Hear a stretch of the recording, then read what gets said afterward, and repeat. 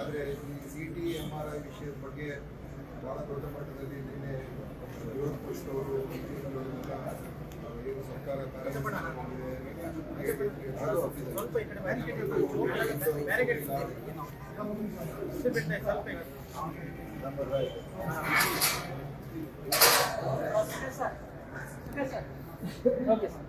ಅವ್ರಿಗೆ ಪೂರ್ತಿಯಾದಂಥ ದುಡ್ಡು ಕೊಟ್ಟಿಲ್ಲ ಅಂತ ಹೇಳಿ ಪ್ಯಾರಾಲಿಸಿಸ್ ಆಗೋಗಿದೆ ಅಂತ ಆ ರೀತಿಯಾಗೆಲ್ಲ ಬಿಂಬಿಸಿದ್ದಾರೆ. ಮತ್ತು ಒಂದು ಕಂಪನಿಯ ಒಂದು ಬೇಡಿಕೆಯ ಆಧಾರದ ಮೇಲೆ ಮತ್ತು ಅವರು ಒಂದು ಖಾಸಗಿ ಕಂಪನಿ ತೊಗೊಂಡಿರ್ತಕ್ಕಂಥ ಕ್ರಮದ ಮೇಲೇ ವಿರೋಧ ಪಕ್ಷದವರು ಅದನ್ನು ರಿಯಾಕ್ಟ್ ಮಾಡಿದ್ದಾರೆ. ಆಗ ಅದಕ್ಕೇನು ಟೀಕೆ ಅವ್ರು ಮಾಡೋಕ್ಕೆ ಹೋಗಲ್ಲ. ಯಾಕಂದರೆ ಅಂತಿಮವಾಗಿ ನಮ್ಮ ಉದ್ದೇಶ ಏನಂತ ಹೇಳಿದ್ರೆ ಸಾರ್ವಜನಿಕ ತೊಂದರೆ ಆಗಬಾರ್ದು. ಕಂಪನಿಯವ್ರು ಏನೇ ಹೇಳಿ ಏನಾದರೂ ಮಾಡಿ ನಾವೇನು ಮಾಡಿದ್ರು ಕೂಡ ಅದು ಅಂತಿಮವಾಗಿ ಜನರಿಗೆ ತೊಂದರೆ ಆಗಬಾರ್ದು. ಈಗ ಈ CTMRI ವಿಚಾರದಲ್ಲಿ ಅವರು ಸ್ಥಗಿತ ಮಾಡಿರುವಂಥದ್ದು ನಮಗೆ ಸುಮಾರು 140 ಕೋಟಿ ರೂಪಾಯಿ ಬಾಕಿ ಬೇಕಾಗಿದೆ ಅಂತ ಹೇಳಿ ಅದಕ್ಕೆ ನಮ್ಮ ಒಪ್ಪಿಗೆ ಇಲ್ಲವೇ ಇಲ್ಲ. 140 ಕೋಟಿ ರೂಪಾಯಿ ಕೊಡೋಕೆ ಆಗೋದಿಲ್ಲ ಅಂತಲೇ ನಾವು ಅವ್ರಿಗೆ ಹೇಳಿದ್ದೀವಿ. ಕೊಡೋಕೆ ಬರೋದಿಲ್ಲ ಅಂತಲೂ ಕೂಡ ಹೇಳಿದ್ದೀವಿ. ಮತ್ತು ಇದೇನು ಅವ್ರು ಕೇಳ್ತಾ ಇರುವಂಥದ್ದು ಡ್ಯೂಸು 2019ನೇ ಇಸ್ವಿಯಿಂದ ಅವರು ಲೆಕ್ಕ ಹಾಕಿ ಅಷ್ಟು ಡ್ಯೂಸ್ ಎಲ್ಲ ಅವರು ಕೇಳ್ತಾ ಇರುವಂಥದ್ದು. ಅದು ಅವರು ಕಳೆದ 1-2 ವರ್ಷದಿಂದ ಕೇಳ್ತಾ ಇದ್ದಾರೆ. ನಾವು ಅದಕ್ಕೆ ನಮ್ಮ ಬೇರೆ ಬೇರೆ ಕಾರಣಗಳಿಂದ ಯಾಕೆ ಕೊಡೋಕ್ಕಾಗಲ್ಲ ಅಂತ ನಾವು ಹೇಳಿದ್ದೀವಿ. ಮುಖ್ಯವಾಗಿ ಈ PPP ಮಾಡೆಲ್ ಅಡಿಯಲ್ಲಿ ಈ ಕಂಪನಿ ನಡೆಸ್ತಾ ಇರತಕ್ಕಂಥದ್ದು ಈಗ ಸ್ಥಗಿತ ಮಾಡಿದ್ದಾರೆ. ಆದರೂ ಕೂಡ ನಾವು ಪರ್ಯಾಯ ವ್ಯವಸ್ಥೆಗಳನ್ನೆಲ್ಲ ಮಾಡಿದ್ದೇವೆ ಮತ್ತು ಬಹುತೇಕ ಕಡೆ ಈಗಾಗಲೇ ಚಾಲುವಾಗಿದೆ. ಕೋಲಾರದಲ್ಲೂ ಕೂಡ ಪರ್ಯಾಯವಾದ ವ್ಯವಸ್ಥೆ ಮಾಡಿದ್ದೇವೆ ಮತ್ತು ಬಹುಶಃ ನಾಳೆ ಎಷ್ಟೊತ್ತಿಗೆ ಈ ಎಲ್ಲ 13 ಇಡೀ ರಾಜ್ಯಾದ್ಯಂತ ಏನಲ್ಲ 13 ಆಸ್ಪತ್ರೆಗಳಲ್ಲಿ ನಾವು ಅದಕ್ಕೆ ಪರ್ಯಾಯ ವ್ಯವಸ್ಥೆಯನ್ನು ಮಾಡ್ತಕ್ಕಂಥದ್ದು ಕೂಡ ನಾಳೆ ಎಷ್ಟೊತ್ತಿಗೆ ಎಲ್ಲ ಕಡೆ ಆಗಿರ್ತದೆ. ಸೊ ಸಾರ್ವಜನಿಕರಿಗೆ CT ಸ್ಕ್ಯಾನ್ ತೊಗೊಳೋದಕ್ಕಾಗಲಿ MRI ಸ್ಕ್ಯಾನ್ ತೊಗೊಳೋದಕ್ಕಾಗಲಿ ಅವ್ರು ಬೇರೆ ಕಡೆ ಹೋಗಿ ತೊಗೋಬೋದು. ಮತ್ತು ಅದಕ್ಕೆ ಯಾವುದೇ ರೀತಿ ಹಣಕಾಸಿನ ಸಮಸ್ಯೆ ಏನಿಲ್ಲ.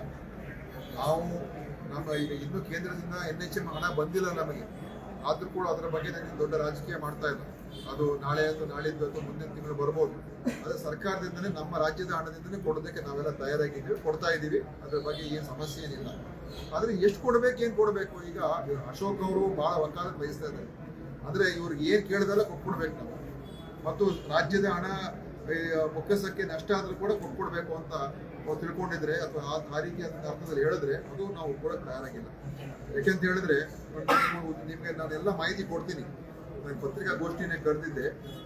ಹಿಂದೆ ಇದೇ ಏನು ಕೃಷ್ಣ ಡಯಾಗ್ನೋಸ್ಟಿಕ್ಸ್ ಅವರು ಪ್ರತಿ ದಿವಸ ನಾನು ಏಪ್ರಿಲ್, ಮೇ, ಜೂನ್, ಜುಲೈ 2024ನೇ ಇಸ್ವಿ ಆ 4 ತಿಂಗಳ ಅಷ್ಟು ಮಾತ್ರ ತೊಗೊಂಡಿದ್ದೀನಿ. ಹಿಂದೆ ತೊಗೊಳ್ತಾ ಇಲ್ಲ.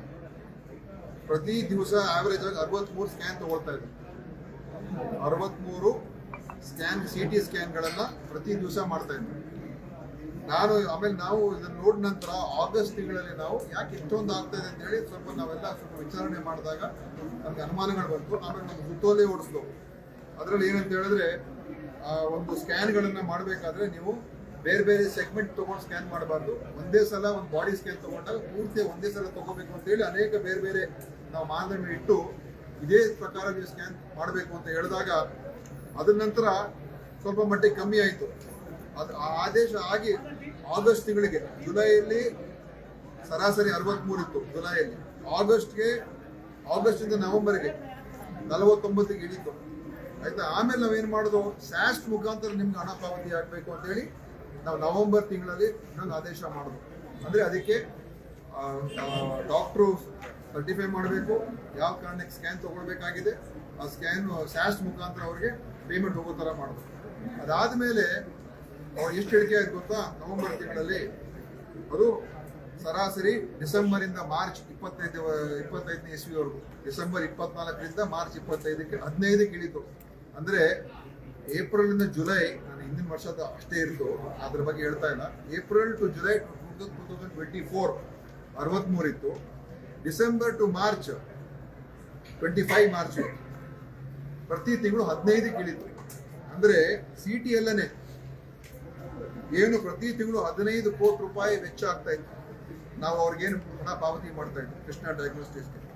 15 ಕೋಟಿ ಇದ್ದಿದ್ದು ನವೆಂಬರ್ಗೆ 3,63,00,000 ಇಳೀತು. ಅಂದರೆ 76% ಹಣ ಏನು ಅವ್ರಿಗೆ ಕಟ್ತಾ ಇದ್ದು ಇಳಿಕೆ ಆಯಿತು. ಮತ್ತೆ MRI ಅಲ್ಲಿ ಅವ್ರಿಗೆ ನಾವು ಏಪ್ರಿಲ್ ತಿಂಗಳಲ್ಲಿ 55 ಇತ್ತು ಸರಾಸರಿ, ಏಪ್ರಿಲ್ ಟು ಜುಲೈ. ಡಿಸೆಂಬರ್ 24ರಿಂದ ಮಾರ್ಚ್ 25ಕ್ಕೆ ನಾವು ಆವರೇಜ್ ತಗೊಂಡಾಗ 20ಕ್ಕೆ ಇಳಿದಿದೆ. ಅಂದ್ರೆ 64% ಇಳಿಕೆ ಆಯಿತು. MRI ಪ್ರತಿ ತಿಂಗಳು 9,81,00,000 ಹೋಗ್ತಾ ಇತ್ತು. ನಾವು ಕ್ರಮ ತಗೊಂಡ್ಮೇಲೆ ಇದನ್ನ ಸರಿಯಾದ ವ್ಯವಸ್ಥೆ ನಡಿಬೇಕು ಅಂತ ಹೇಳಿದ್ಮೇಲೆ 3.5 ಕೋಟಿಗೆ ಇಳಿತು. ಅಂದ್ರೆ ಸಿಟಿಯಲ್ಲಿ 76% ಇಳಿಕೆ ಆಯಿತು ನಮ್ಮ ವೆಚ್ಚ ಪ್ರತಿ ತಿಂಗಳು. MRI ಅಲ್ಲಿ ಪ್ರತಿ ತಿಂಗಳು 64% ಇಳಿಕೆ ಆಯಿತು. ಸೊ ಇದು ಯಾರಿಗೆ ಉಳಿತಾಯ? ಇದು ನಾವು ಪಾರದರ್ಶಕವಾಗಿ ಇವ್ರ ಕಾಲದಲ್ಲಿ 3 ವರ್ಷ ಅವ್ಯಾತವಾಗಿ ನಡೆದಿತ್ತಲ್ಲ, ಇವರೇನು ಅದ್ರ ಬಗ್ಗೆ ಗಮನ ಕೊಟ್ಟಿರಲಿಲ್ಲ. ನಮ್ಮ ಸರ್ಕಾರ ಬಂದ ಮೇಲೆ ಇದೆಲ್ಲ ನೋಡಿದ ನಂತರ ನಾವು ಅದನ್ನ ಪರಿಶೀಲನೆ ಮಾಡಿ ನಾವು ಅದನ್ನ ಒಂದ್ ಕಡೆ ಸರಿಯಾದ ವ್ಯವಸ್ಥೆ ತಗೊಂಡು ಬಂದು. ಒಂದು ಎರಡನೇದು, ಹಿಂದಿನ ಬಾಕಿ ಬಿಲ್ಗಳಿತ್ತಲ್ಲ, ನಾವು ಹೇಳ್ದು ಹಿಂದಿನಕ್ಕೆಲ್ಲ ನೀವು ದೃಢೀಕರಣ ಮಾಡಿದ್ದೀವಿ. ಈಗ ಸ್ಕ್ಯಾನ್ ಮಾಡಿಬಿಟ್ಟಿದ್ದಾರೆ, ನಮ್ಗೆ ಅದ್ರ ಬಗ್ಗೆ ಪರ್ಫೆಕ್ಟ್ ಆಗಿ ಪ್ರತಿ ಸ್ಕ್ಯಾನ್ ಬಗ್ಗೆ ದೃಢೀಕರಣ ಮಾಡಿದ್ರೆ ಮಾತ್ರ ನಿಮ್ಗೆ ಪೇಮೆಂಟ್ ಕೊಡ್ತೀವಿ ಅಂತ ಹೇಳಿದ್ರು. ಅದ್ರ ದೃಢೀಕರಣ ಸರಿಯಾಗಿ ಆಗಿಲ್ಲ, ಇನ್ನೂ ಆಗಲಿಲ್ಲ. ಮತ್ತೆ ಅವರು ಪ್ರತಿ ವರ್ಷ 5% ಅನ್ನ 2019 ಇಸ್ವಿಯಿಂದ ಮಾಡಬೇಕು ಅಂತ ಅದನ್ನು ಕೇಳ್ಕೊಂಡಿದ್ದಾರೆ. ಅದು ಹಿಂದಿನ ಸರ್ಕಾರನೂ ಒಪ್ಪಿಲ್ಲ, ನಮ್ಮ ಸರ್ಕಾರನೂ ಒಪ್ತಾ ಇಲ್ಲ. ಸೊ ಅದೆಲ್ಲ ಸೇರಿ ಅವ್ರು 140 ಕೋಟಿ ಕೇಳ್ತಾ ಇದ್ದಾರೆ. ಅದ್ರ ಮಧ್ಯೆ ಇನ್ನೊಂದೇನು ಹೇಳಿದ್ರಂತೆ, 50 ಕೋಟಿ ಕೊಟ್ಬಿಡಿ ನಾವು ಮುಂದುವರ್ಸ್ಕೊಡ್ತೀವಿ ಅಂತ. ಇದೇನು ನಾವೇನು ಡಿಸ್ಕೌಂಟ್ಸ್ ಏನಿಲ್ಲ, ನಾವು ನಮ್ಗೇನೋ ಒಂದು ಕೊಟ್ಬಿಡೋಣ ಅವ್ರಿಗೆ, ನೀವು ನಡೆಸ್ಬಿಡಿ. ಅದು ಈಗ ಅವ್ರು ಇಲ್ದೇನೆ ನಮ್ಮ ವ್ಯವಸ್ಥೆ ನಡೆಯಕ್ಕೆ ಆಗೋದಿಲ್ಲ ಅಂತ ಒಂದು ರೀತಿಯಾಗಿ ಅವ್ರು ಅದನ್ನು ಉಪಯೋಗ ಮಾಡಕ್ಕೆ ಪ್ರಯತ್ನ ಮಾಡಿದ್ರು. ಅಂದ್ರೆ ನಾವು ನಿಲ್ಲಿಸ್ಬಿಡ್ತೀವಿ, ಇದಾದ್ರೆ ನಿಮ್ಮ 50 ಕೋಟಿ ಕೊಟ್ಬಿಡಿ. ನಾವು ಬ್ಲ್ಯಾಕ್ ಮೇಲ್ಗೆಲ್ಲ ನಾವು ಹೆದರಕ್ಕೆ ರೆಡಿ ಇಲ್ಲ. ಅದಕ್ಕೆ ನ್ಯಾಯಯುತವಾಗಿ ನಿಮ್ಗೆ ಎಷ್ಟು ಕೊಡಬೇಕು ಅದನ್ನ 100% ನಾವು ಕೊಡ್ತೀವಿ. ನಮ್ಮದು ದುಡ್ಡಿನ ಕೊರತೆ ಅಂತೂ ಇಲ್ಲ, 100% ಕೊಡ್ತೀವಿ. ಅದು ನ್ಯಾಯಯುತವಾಗಿ ಇರಬೇಕು ಅಂತ ನಾವು ಹೇಳಿದ್ದೀವಿ. ಅಂತಿಮವಾಗಿ ನಾವು ಅವ್ರಿಗೆ ಮುಂದೆ ಇನ್ನೊಂದು ರಿಪ್ಲೈ ಕೊಡ್ತೀವಿ. ನಮ್ಮ ಕಡೆಯಿಂದ ಎಷ್ಟು ಕೊಡಬಹುದು ನಿಮಗೆ ಅಂತ ಹೇಳಿ ಅಂತಿಮವಾಗಿ ಅವ್ರಿಗೆ ಹೇಳ್ತೀವಿ. ಅವ್ರು ಮುಂದೆ ಅದ್ರ ಬಗ್ಗೆ ಏನು ಕ್ರಮ ತಗೊಳ್ತಾರೆ ನೋಡೋಣ. ಈಗ ಪರ್ಯಾಯ ವ್ಯವಸ್ಥೆಗಳು ಮಾಡಿದ್ದೀವಿ. ಮತ್ತೆ ಈಗಾಗಲೇ ನಾನು ಬೇರೆ ಕಡೆ ಎಲ್ಲ ಇದನ್ನು ನೋಡಿ, ನಾನು ಈಗಾಗಲೇ ಇನ್ನು 7 ಆಸ್ಪತ್ರೆಗಳಲ್ಲಿ ಮತ್ತು 7 MRI ಮಿಷೀನು ಮತ್ತು 3 CT ಸ್ಕ್ಯಾನ್ಗಳನ್ನು ಟೆಂಡರ್ ಕರೆದಾಗಿದೆ. ಸೊ ಅದು ಕೂಡ ನಾವೇ, ಯಾಕಂತ ಹೇಳಿದ್ರೆ ಈ ಖಾಸಗಿಯವ್ರನ್ನ ಒಂದೊಂದ್ಸಲ ಈ PPP ಮಾಡೆಲ್ಗಳು ಹೋದಾಗ ಈ ಸಮಸ್ಯೆಗಳು ಬರುವಂಥದ್ದು. ಸೊ ನಮ್ಮಿಂದನೇ MRI ಮಿಷಿನ್ ಹಾಕೋದಕ್ಕೂ ಕೂಡ ಕ್ರಮ ತಗೊಳ್ತಾ ಇದ್ದೀವಿ. ಟೆಂಡರ್ಗಳು ಕೂಡ ಕರೆದಾಗಿದೆ. ಇಲ್ಲಿ ಮುಖ್ಯವಾಗಿ ಸಾರ್ವಜನಿಕ ತೊಂದರೆ ಆಗ್ಬೋದು. ಸೊ ಸೇವೆಗಳನ್ನು ಪುನರಾರಂಭ ಬಹುತೇಕ ಕಡೆ ಆಗಿದೆ. ಇನ್ನು ಕೆಲವು ಸ್ಥಳಗಳು ಇನ್ನೂ ಆಗಿಲ್ಲ, ನಾಳೆಯಿಂದ ಅದು ಕೂಡ ಆಗ್ತದೆ. ಸೊ ಅದು ಕೂಡ ನಾವು ಮುಂದುವರಿಸ್ತೀವಿ. ಈಗ ಕೃಷ್ಣ ಡಯಾಗ್ನೋಸ್ಟಿಕ್ಸ್ ಅವರು ನಮ್ಮ ಜೊತೆ ಹೊಂದಾಣಿಕೆ ಮಾಡಿಕೊಂಡು ಮತ್ತೆ ನಮ್ಮ ಜೊತೆ ಸೇರಿದ ಮೇಲೂ ಕೂಡ ಬೈ ಚಾನ್ಸ್ ಸೇರಿದ್ರೆ ಆಯ್ತು ನಾವು ನಡೆಸ್ತೀವಿ, ನೀವು ಹೇಳ್ತಾರೋ ಸರಿ ಇದೆ ಅಂತ ಏನಾದರೂ ಒಂದು ಹೊಂದಾಣಿಕೆ ಮಾಡಿ ನಡೆಸಿದ್ರು ಕೂಡ ನಾವು ಈ ಪರ್ಯಾಯ ವ್ಯವಸ್ಥೆನ ಕೂಡ ಉಳಿಸ್ಕೊಳ್ತೀವಿ. ಯಾಕಂತ ಹೇಳಿದ್ರೆ ಇದು ನಡೀಲಿ ಅದು ನಡೀಲಿ, ಎರಡೂ ಕೂಡ ನಡ್ಸ್ಕೊಂಡು ಹೋಗ್ತೀವಿ. ಇದು ಜನರಿಗೆ ಇದೆಲ್ಲ ಮಾಹಿತಿ ಕೊಡ್ತೀನಿ ನಿಮಗೆ, ಎಷ್ಟು ಆಗ್ತಾ ಇತ್ತು, ಎಷ್ಟು ಉಳಿತಾಯ ಆಗ್ತದೆ. ಅದು ನೀವು ನೋಡಿ, ತಿಂಗಳಿಗೇನೆ ನಮಗೆ 13 ಕಡೆಗಳಲ್ಲ ಸರ್, 13 ಕಡೆ ನಿಮ್ದು ವ್ಯವಸ್ಥೆ ಇದೆಯಾ? 13 ಬೇರೆ ಕಡೆ ಕೆಲವು ಕಡೆ ವ್ಯವಸ್ಥೆಗಳಿದೆ ಆಲ್ರೆಡಿ. ಇನ್ನು ಕೆಲವು ಕಡೆ ನಮ್ಮ ಮೆಡಿಕಲ್ ಕಾಲೇಜ್ ಆಸ್ಪತ್ರೆಗಳಿದೆ, ಅವ್ರದ್ದು ಕೂಡ ನಾವು ಜೊತೆ ಅಲ್ಲಿಗೆ ಶಿಫ್ಟ್ ಮಾಡ್ತಾ ಇದ್ದೀವಿ. ಇನ್ನು ಕೆಲವು ಕಡೆ ಖಾಸಗಿ ಆಸ್ಪತ್ರೆಗಳ ಜೊತೆ ನಾವು ಟೈಪ್ ಮಾಡಿಕೊಂಡು ನಾವು ಏನು ಅಮೌಂಟ್ ಇವ್ರು ಕೊಡ್ತಾ ಇದ್ದು ಅದೇ ಅಮೌಂಟ್ ಅವರು ಕೊಡ್ತೀವಿ. ಸೊ ಜನ ಅಲ್ಲೋಗಿ ತೊಗೊಳ್ಬೋದು. ನಾನೀಗಾಗಲೇ ಟೆಂಡರ್ ಕರೆದಿದ್ದೇನೆ 7 ಹೊಸ MRI ಮತ್ತು 3 CT ಸ್ಕ್ಯಾನ್ಗೆ, ಅದನ್ನು ಕೂಡ ಅಳವಡಿಸ್ಕೊಳ್ತೀವಿ. ಮತ್ತು ಈಗ ಅನೇಕ ಕಡೆ CT MRI ಕೇಂದ್ರಗಳು ಬಂದಿದೆ. ಅದರಿಂದ ನಾವು ಎಂಪ್ಯಾನಲ್ ಮಾಡಿಕೊಂಡು ನಮ್ಮ ಜನರಿಗೆ ಅಲ್ಲಿಗೂ ಕೂಡ ಕೊಡಿಸಿ ಮಾಡಿಸುವಂತ. ಈಗ ಸಣ್ಣ ಊರುಗಳಲ್ಲೂ ಕೂಡ MRI CTಗಳು ಬಂದಿದೆ. ಅದಕ್ಕೋಸ್ಕರ ನಾವು ಎಂಪ್ಯಾನಲ್ ಮಾಡ್ಕೊಳ್ತೀವಿ, ಜನರಿಗೆ ತೊಂದರೆ ಆಗದಂತ ನೋಡ್ಕೊಳ್ತೀವಿ. ಆದರೆ ಇವ್ರು ಹೇಳ್ದಂಗೆ ವಿರೋಧ ಪಕ್ಷದವ್ರು ಇದನ್ನ ಬೇರೆ ಥರ ಬಿಂಬಿಸಿ ನೋಡೋದು ಏನು ಸರ್ಕಾರದ ಪ್ಯಾರಾಲಿಸಿಸ್ ಅಲ್ಲ. ಇದು ನಾವು ಸರ್ಕಾರದ ಎಷ್ಟು 3-6 ಕೋಟಿ ರೂಪಾಯಿ ಇವತ್ತು ಉಳಿಸಿದ್ದೇವೆ. ನಾವು ಇದನ್ನ ಪತ್ತೆ ಹಚ್ಚಿ ಅವ್ರನ್ನ ಬೇಕಾದ ಒತ್ತಡ ತಗೊಂಡು ಬಂದ್ರು ಅವ್ರು ನಮ್ಮ ಮೇಲೆ, ಸರ್ ಹೇಗೋ ಮಾಡಿ ನೀವು ನಮ್ಮನ್ನ ಒಂದು ಅಮೌಂಟ್ ರಿಲೀಸ್ ಮಾಡಿಸಿ ಅಥವಾ ಏನಾದರೂ ಒಂದು ಇದು ಮುಂದುವರಿಸಿ ಅಂತ ಪ್ರಯತ್ನ ಮಾಡಿದ್ರು. ನಾವು ಯಾವುದಕ್ಕೂ ಬಗ್ಲಿಲ್ಲ. ನೋಡಪ್ಪ, ನಮಗೆ ಇದು ಸಾರ್ವಜನಿಕರ ದುಡ್ಡು ಸರಿಯಾದ ರೀತಿಯಲ್ಲಿ ಆಗಬೇಕು ಅಂತ ಹೇಳಿದಾಗ, ಈಗ ನೋಡಿ ಈ ಎರಡನ್ನು ಕೂಡ ಲೆಕ್ಕ ತಗೊಂಡ್ರೆ ಪ್ರತಿ ತಿಂಗಳು ಅಂದಾಜಾಗಿ ಇಲ್ಲಿ 12 + 6 ಸುಮಾರು 18 ಕೋಟಿ ರೂಪಾಯಿ ಪ್ರತಿ ತಿಂಗಳು ನಾನು ಈ ಒಂದು ನಮ್ಮ ಕ್ರಮಗಳಿಂದ ಉಳಿತಾಯ ಕಳೆದ ನವೆಂಬರ್ ತಿಂಗಳಿಂದ, ಅಂದ್ರೆ ಈಗ 1.5 ವರ್ಷ ಆಗಿದೆ. ಒಂದೂವರೆ ವರ್ಷದಲ್ಲಿ ಪ್ರತಿ ತಿಂಗಳು 18 ಕೋಟಿ ಅಂತ ಹೇಳಿದ್ರೆ ನಾನು ಈಗಾಗಲೇ ಸುಮಾರು 200 ಕೋಟಿಗಿಂತ ಹೆಚ್ಚು ಹಣವನ್ನ ಇದೇ CT MRI ಸ್ಕ್ಯಾನಿಂಗ್ ಅಲ್ಲೇ ಉಳಿಸಿದ್ದೀನಿ ದುಡ್ಡು ರಾಜ್ಯಕ್ಕೆ. ಗಣೇಶ ತನಿಖೆ ಮಾಡಿ ಸರ್. ತನಿಖೆ ಅಲ್ಲ, ಅದಕ್ಕೆ ನಾವು ದುಡ್ಡು ಪೇಮೆಂಟ್ ಮಾಡ್ತಾ ಇಲ್ಲ. ಈಗ ನೀವು ನಮಗೆ ದೃಢೀಕರಣ ಮಾಡ್ಕೊಡಿ, ಆ ಸ್ಕ್ಯಾನ್ ಹೆಂಗ್ ತಗೊಂಡ್ರಿ, ಯಾವ ತರ ಆಯ್ತದು. ಈಗ ತಲೆಗೆ ಒಂದು ಸ್ಕ್ಯಾನು, ಎದೆಗೆ ಒಂದು ಸ್ಕ್ಯಾನು, ಕೆಳಭಾಗಕ್ಕೆ ಒಂದು ಸ್ಕ್ಯಾನು, ಒಂದೇ ಸ್ಕ್ಯಾನ್ ಅಲ್ಲಿ ಮೂರ್ ಸ್ಕ್ಯಾನ್ ಮಾಡ್ಕೊಂಡ್ರೆ ಅದಕ್ಕೆ ನೀವು ಪ್ರೂಫ್ ಕೊಡಿ, ದುಡ್ಡು ಕೊಡ್ತೀವಿ ಅಂತ ಹೇಳಿದ್ವಿ. ಅದಕ್ಕೆ ಒಂದು ಪ್ರೊಸೀಜರ್ ಇದೆ, ಅದನ್ನ ನೀವು ದೃಢೀಕರಣ ಮಾಡಿ ನಮಗೆ ಕೊಟ್ರೆ ನಾವು ನಿಮ್ಗೆ ಕೊಡ್ತೀವಿ ಅಂತ ಹೇಳಿದ್ವಿ.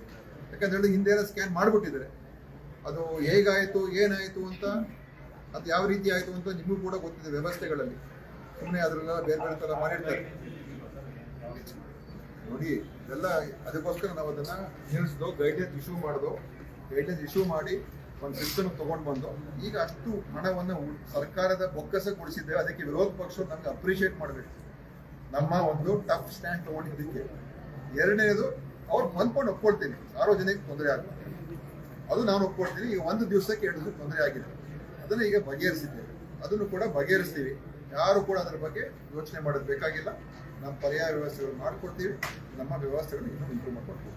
ಇಷ್ಟು ಹೇಳೋದಕ್ಕೆ ನಿಮಗೆಲ್ಲ ಮಾಹಿತಿ, ನಮ್ಮ ಗೌರ್ಮೆಂಟ್ ಆರ್ಡರ್ಗಳು ಏನು ಇಶ್ಯೂ ಮಾಡಿದ್ದೆ ಅದರದ್ದೆಲ್ಲ ನಿಮ್ಗೆ ಮಾಹಿತಿ ಕೊಡ್ತೀನಿ, ನೀವು ಅದೆಲ್ಲ ಓದ್ಕೊಳ್ಳಿ ಅಂತ ಹೇಳಿ.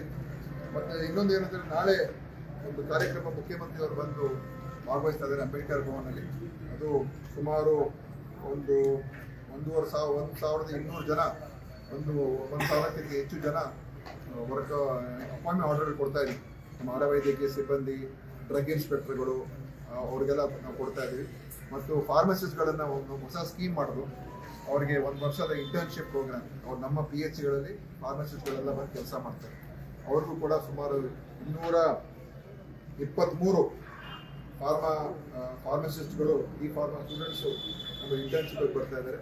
77 ಡ್ರಗ್ ಇನ್ಸ್ಪೆಕ್ಟರ್ಸ್ ಸುಮಾರು ವರ್ಷಗಳಿಂದ ಖಾಲಿ ಇತ್ತು, ಅದು ಸುಪ್ರೀಂ ಕೋರ್ಟ್ವರೆಗೂ ಹೋಗಿ ಫೈಟ್ ಮಾಡಿ ಈಗ ಅದು ಕೂಡ ಕ್ಲಿಯರ್ ಆಗಿದೆ.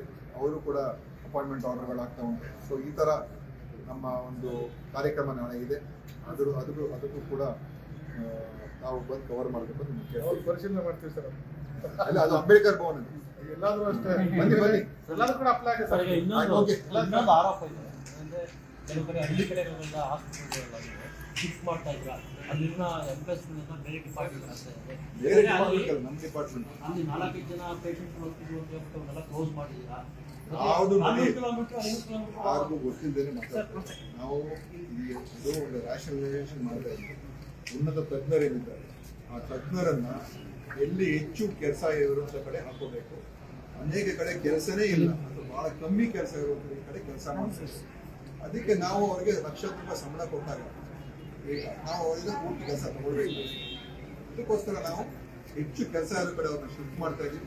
ತೀರಾ ಕಮ್ಮಿ ಇರೋ ಕಡೆ ಅಲ್ಲಿ ಅವರಿಗೆ ಬೇರೆ ಅಲ್ಲಿಗೆ MBBS ಡಾಕ್ಟರ್ಗಳು ಕೊಡ್ತಾ ಇದ್ದೀವಿ. ಅವ್ರನ್ನ ತೆಗೆದಾಕಿದಾಗ ಖಾಲಿ ಇಡ್ತಾರೆ, ಅವ್ರ ಜಾಗದಲ್ಲಿ MBBS ಡಾಕ್ಟರ್ಗಳು ಕೊಡ್ತಾರೆ. ಸ್ವಲ್ಪ ಕ್ಲೀನ್ ತಲೆ ಮೇಲೆ ಇದರಲ್ಲಿ ಸಿಟಿ ಸ್ಕ್ಯಾನ್ ಅಲ್ಲಿ 73% ಉಳಿತಾಯ ಆಗಿದೆ, 63% MRI ಆಗಿದೆ ಅಂತಂದ್ರೆ ಇಷ್ಟು ದೊಡ್ಡ ಮಟ್ಟದ ಫ್ರಾಡ್ ಗೊತ್ತಿದ್ದು ಆಗ್ತಾ ಇದೆ ಅಂತಂದ್ರೆ ಯಾಕೆ ಇನ್ವೆಸ್ಟಿಗೇಷನ್ ಇನಿಷಿಯೇಟ್ ಆಗ್ತಾ ಇಲ್ಲ? ನೋಡಿ, ಇನ್ವೆಸ್ಟಿಗೇಷನ್ ಅಂತ ಹೇಳಿದಾಗ ನಾವು ಅವರಿಗೆ ಹೇಳಿದ್ದೀವಿ, ಅವ್ರಿಗೆ ನಾವು ಪೇಮೆಂಟ್ ಕೊಡ್ಬೇಕು. ನಾವು ಕೊಡೋಕ್ಕಾಗಲ್ಲಪ್ಪ ನಿಮ್ಗೆ ಪೇಮೆಂಟು, ನೀವು ನಮಗೆ ಕರೆಕ್ಟ್ ಪ್ರೂಫ್ ಕೊಡಿ ನಿಮ್ಮ ಸ್ಕ್ಯಾನ್ದು ಅಂತ ಹೇಳಿದ್ದೀವಿ. ಈಗ ಕೇಸ್ ಹಾಕೊಂಡು ಕೋರ್ಟ್ಗಳು ಹೋಗಿ ಫೈಟ್ ಮಾಡೋದು ಇನ್ನೊಂದು ಕಡೆ, ಸಿಂಪಲ್ ಆಗಿ ನಾವು ಮಾಡ್ತಾ ಇದ್ದೀವಿ, ನಿಮ್ಗೆ ದುಡ್ಡು ಕೊಡೋಕ್ಕಾಗಲ್ಲ. ಅಲ್ಲ, ಹಿಂದೆ ಹೇಳಿರೋ ಸ್ವಲ್ಪ ಸ್ಟ್ಯಾಟಿಸ್ಟಿಕ್ಸ್ ಇದರಲ್ಲಿ ಪ್ರೂಫ್ಗಳು ಇದರಲ್ಲಿ ಏನು ಗೊತ್ತಾ, ಇದರಲ್ಲಿ ನಾವು ನೀವು ಹೇಳ್ದಂಗೆ ಬೇಕಾದಷ್ಟು ನಮ್ಮ ಉದ್ದೇಶ ಏನಂತ ಹೇಳಿದ್ರೆ ಸರ್ವಿಸಸ್ ನಡೀಬೇಕು. ಇದನ್ನು ನಾವು ಸರಿಯಾದ ದಾರಿಗೆ ತಗೊಂಡು ಬಂದು ಹಿಂದೆ ಏನೇನಾಗಿದೆ ನಾವು ಅದಕ್ಕೆ ಪ್ರೂವ್ ಮಾಡೋಕ್ಕಾಗುತ್ತೋ ಇಲ್ವೋ ಗೊತ್ತಿಲ್ಲ. ಬಟ್ ಅವ್ರ ಕಡೆಯಿಂದ ನಿಮಗೆ ಪೇಮೆಂಟ್ ಬೇಕು ಅಂತ ಹೇಳಿದ್ರೆ ನಮಗೆ ಕರೆಕ್ಟಾಗಿ ದೃಢೀಕರಣ ಮಾಡಿರ್ತೀವಿ. ಅದರಿಂದ ಅನೇಕ ಪೇಮೆಂಟ್ಗಳು ನಿಂತಿರುವಂಥದ್ದು. ಸೊ ಅದು ಅವ್ರ ಜವಾಬ್ದಾರಿ, ಅದನ್ನು ಫುಲ್ಫಿಲ್ ಮಾಡುವಂಥದ್ದು. ಸರ್ ಅಫಿಷಿಯಲ್ ರೆಕಾರ್ಡ್ ಸರ್ ಅದು ಇರಲೇಬೇಕಲ್ಲ. ಹೌದು, ಇವ್ರು ಯಾವ್ದು ಇನ್ಸಿಸ್ಟ್ ಮಾಡಿದ್ರು, ಏನು ಟ್ರೀಟ್ಮೆಂಟ್ ಕವರ್, ಯಾವ ಸ್ಕ್ಯಾನ್ ಮಾಡಿದ್ರೆ ಇನ್ಸಿಸ್ಟ್ ಮಾಡಿದಂಥದ್ದು, ಅವ್ರು ಸ್ಕ್ಯಾನ್ ಮಾಡ್ತಿದ್ದಂತೂ ಅಫಿಷಿಯಲ್ ರೆಕಾರ್ಡ್ ಸಿಗುತ್ತೆ. ಅದನ್ನ ಹೇಗೆ ಸಬ್ಮಿಷನ್ ಮಾಡಲ್ಲ ಅಂತ ನಿಮ್ಗೆ ಸಮಸ್ಯೆ ಇರ್ತದೆ ನಿಮ್ಮ ಡಿಪಾರ್ಟ್ಮೆಂಟ್ ನೋಡು, ಅದ್ರ ಬಗ್ಗೆ ನೋಡು. ಎಲ್ಲ ಅಧಿಕಾರಿಗಳು ಸಿಗಬೇಕಲ್ಲ ಸರ್, ಇನ್ಸಿಸ್ಟ್ ಮಾಡೋ ಅದಕ್ಕೆ ಆನ್ಸರ್. ಈಗ ನಾವು ಪೇಮೆಂಟ್ ವಿಡ್ರಾವಲ್ ಮಾಡೋದು, ಸರ್ವಿಸಸ್ ಮುಂದುವರಿಸಿದ್ದು, ಜನರಿಗೆ ತೊಂದರೆ ಆಗಬಾರ್ದು ಅಂತ ಈಗ ಅವರೇ ಏಕಾಏಕಿ ಅವರು ನಿಲ್ಲಿಸಿದ್ರು. ಅದಕ್ಕೆ ನಾವು ಈಗ ಪರ್ಯಾಯ ಕ್ರಮ ತಗೊಂಡಿದ್ದೀವಿ. ಅವ್ರೇನು ಬರದೇನೆ ಇಟ್ಕೊಳ್ಳೋಣ, ಬಂದರೆ ಒಳ್ಳೇದು. ಅವ್ರ ಜೊತೆ ನಾವು ಮಾತುಕತೆ ಮಾಡೋಕ್ಕೆ ನಾವು ನಮ್ಮ ಕಡೆಯಿಂದ ಏನು ಸಮಸ್ಯೆ ಏನಿಲ್ಲ. ಬಟ್ ನಾವು ಎಷ್ಟು ಕೊಡಬೇಕಾಗಿದೆ ನ್ಯಾಯದ್ದು ಅಷ್ಟು ಕೊಡ್ತೀವಿ. ಏನು ಎಸೆನ್ಷಿಯಲ್ ಮೆಡಿಸನ್ಗಳ ಖರೀದಿ ವಿಚಾರ ಅದು ಕೂಡ ಕೊರತೆ ಇತ್ತು ಸರ್ ಕೆಲವೊಂದು ಆಸ್ಪತ್ರೆಗಳಲ್ಲಿ. ಅದರದ್ದು ಈಗಾಗಲೇ ನಾವು ನೀಡ್ಸ್ ಆಗಿದೆ. ಕೆಲವು ಆಸ್ಪತ್ರೆಗಳಲ್ಲಿ ಸ್ವಲ್ಪ ಹಣ ಕಮ್ಮಿ ಇತ್ತು, ಎಲ್ಲರೂ ಕೂಡ ಹಣ ಸಂದಾಯ ಆಗಿದೆ. ಸುಮಾರು ನಾವು ಒಟ್ಟಾರೆ ಒಂದು 60 ಕೋಟಿಗಿಂತ ಹೆಚ್ಚು ಹಣವನ್ನು ಬೇರೆ ಬೇರೆ ಆಸ್ಪತ್ರೆಗಳಿಗೆ ಕೊಟ್ಟಿದ್ದೇವೆ. ಮತ್ತು ಮಾರ್ಚ್ ತಿಂಗಳಿಂದ ನಮ್ಮ KSMS ಟೆಂಡರ್ ಮುಖಾಂತರ ಎಲ್ಲ ಸರಬರಾಜು ಅವರು ಮಾಡ್ತಾರೆ. ಅದರಿಂದ ಆ ಸಮಸ್ಯೆ ಮುಂದೆ ಬರೋದಿಲ್ಲ. ಹೆಚ್ಚಿನ ವಿಡಿಯೋಗಳಿಗೆ ಪ್ರತಿಧ್ವನಿ ಯೂಟ್ಯೂಬ್ ಚಾನೆಲ್ ಸಬ್ಸ್ಕ್ರೈಬ್ ಮಾಡಿ, ಬೆಲ್ ಐಕಾನ್ ಕ್ಲಿಕ್ ಮಾಡಿ.